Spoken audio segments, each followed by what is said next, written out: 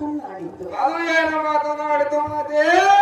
ಅಮ್ಮ ರೇಣುಕಾ, ನೀನು ಚಿಕ್ಕವಳಿದ್ದಾಗ ನಿನ್ನನ್ನು ಕಚ್ಚಿದ ಕಾರಣ ನಾನು ಶಾಪಗ್ರಸ್ತನಾಗಿರುವೆನು.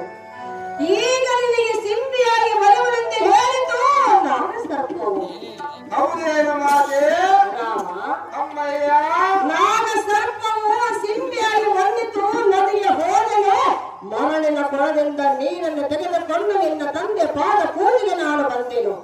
ಆಗ ನಿನ್ನ ತಂದೆ ಸತಿ ರೇಣುಕಾ, ನನಗೆ ತಕ್ಕ ಸತಿ ನೀನೇ ಎಂದು ಆಶ್ರಮವನ್ನು ಸೇರಿಸಿಕೊಂಡನು.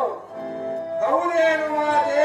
ರಾಮ, ಅಮ್ಮಯ್ಯ, ನಮ್ಮಂಥ ದೇವತರ ಗರ್ಭದಲ್ಲಿ ಜನಿಸಿದ ನಿನಗೆ ಈ ಕಾರ್ಯವು ಸಲ್ಲತಕ್ಕದ್ದಲ್ಲ. ರಾಮ, ಕೊಡುವುದಿಲ್ಲ ನಿನ್ನ ಹೆತ್ತ ತಾಯಿ ಎಂದೆಂದು ನೇಮ. ಓಹೋ, ಮನದ ಜನನಿಯಾದ ರೇಣುಕಾದೇವಿ ಹೇಳುವ ಮಾತನ್ನು ಹೇಳಿದನು ಕಂದ. ಮತ್ತು ಕರ್ತವೀರನ ದೇವದಾನವರಿಗೆ ಮೀರಿದವನನ್ನು ಹೇಳಲಿಲ್ಲ.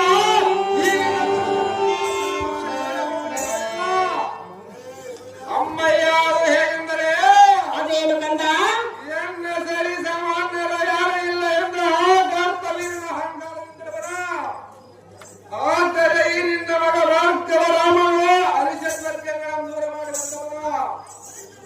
ಬಾಪುರಿಯ ಇಂಥ ಚಿದ್ರೂಪನ ಮುಂದೆ ಗುಂಪಿದ ಕಾರ್ತವೀರನು ಜೀವನಿಂದ ಉಳಿದನೆ. ಅಮ್ಮಯ್ಯ, ರಾಮ, ಸವಜೆಯ ಕಾಷ್ಟವು ಬೆಟ್ಟದಷ್ಟಿದ್ದರೂ ಒಂದು ಗಿಡ ಅಗ್ನಿಗೆ ಸುಟ್ಟು ಭಸ್ಮವಾಗದೆ